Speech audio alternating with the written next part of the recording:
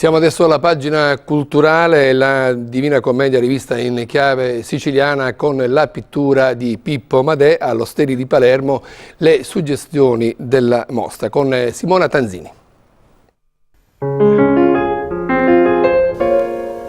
Difficile immaginare un luogo più adatto di Palazzo Osteri per ospitare la Divina Commedia di Pippo Madè. Questo edificio del XIV secolo, oggi sede del rettorato dell'Università di Palermo, l'espressione più alta della ricerca, della cultura, dell'amore per la conoscenza, è nel 600 e nel 700 sede del Tribunale dell'Inquisizione siciliana. Un palazzo vivo di suggestioni e contrasti, che tra le sue stanze riesce ad esaltare, tra dipinti, chine e maioliche, le tre cantiche di una Divina Commedia così profondamente siciliana, perché c'è tantissimo di terra di Trinacria nei dipinti che si susseguono nell'interpretare l'amore di Paolo e Francesca, la guida di Virgilio e la luce di Beatrice. Lo stesso Fabrizio Micari, rettore dell'Ateneo, che è tra i promotori dell'iniziativa, descrive la rappresentazione creata dall'artista palermitano dell'opera di Dante, parlando di una Sicilia che diventa un elemento figurativo in simbiosi con l'architettura dei tre regni danteschi, elevandosi a metafora della Divina Commedia stessa e dell'infinita varietà di istanze culturali di cui l'opera di Dante sostanzia.